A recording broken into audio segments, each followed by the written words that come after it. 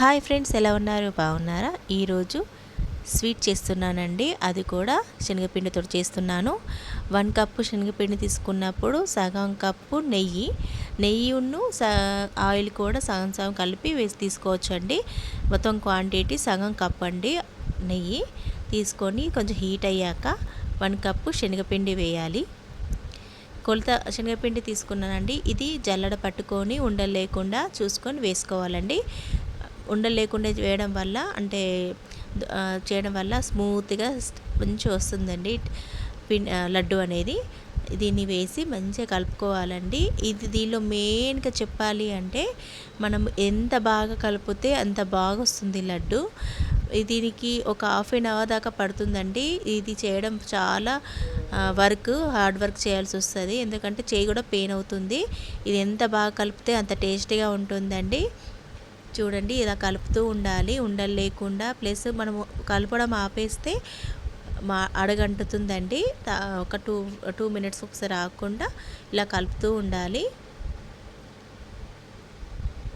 ఇది ఉడికిందని ఎలా తెలుస్తుందంటే, ఇది ఉడకడం వల్ల కమ్మని వాసన వస్తుందండి. కమ్మని వాసన వచ్చిందంటే ఇది ఉడికినట్టే.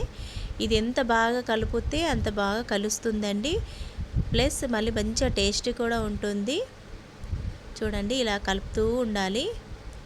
ఇంకొక టిప్ అండి, ఇది మంచిగా కలిసింది ఉడికింది అని ఎలా తెలుస్తుందంటే, దీనిపైన వాటర్ చుక్కలు వేసామనుకో అది పైకి తేలినట్టు స్ప్రింకిల్ లెక్క వస్తుందండి. అలా వస్తుంది. అలా రాలేదు అంటే ఇంకా ఉడకాలి అన్నట్టు, ఇంకొంచెం సేపు ఫ్రై కావాలి అన్నట్టు. ఓకేనా? ఇది ఇలా కలుపుతూ ఉండాలి. 1 కప్పు శనగపిండికి 1 కప్పు అది కూడా మిక్స్ పట్టిన షుగర్ పౌడర్ వేసుకోవాలండి. వేసేసి బాగా కలుపుకోవాలి ఉండలు లేకుండా. దీనిలో కొంచెం ఇలాచి కూడా వేసేసుకోవాలి. వేసేసి బాగా కలిపేసుకోండి. ఈ వేడి మీదనే మంచిగా కలుస్తుందండి. ఇది కలవడానికి కొంచెం టైం పడుతుంది. ఇలా చేశాక లడ్డులాగా చేసేసుకొని కిస్మిస్ తోటి గ్రైండింగ్ చేసుకోవాలి, అంతే. చాలా బాగుందండి. చిన్నపిల్లలకైతే చాలా నచ్చుతుంది. వాళ్ళు ఈజీగా తినేస్తారు. వాళ్ళకి నెయ్యి చాలా హెల్త్కి చాలా మంచిది కదా అండి. వాళ్ళకి పెట్టడం చాలా మంచిది. వాళ్ళకి పెట్టండి, చాలా టేస్టీగా ఉంది, తింటారు. ఓకేనా? మళ్ళీ దేవుడికి కూడా ఏమైనా ఫెస్టివల్స్ ఉన్నా కూడా చేసుకోండి, చాలా టేస్టీగా ఉంటుంది. ప్లస్ చాలా కలర్ఫుల్గా కనిపిస్తుంది. ఓకేనా? ఇలా కిస్మిస్ తోటి నేను డెకరేట్ చేసేసాను.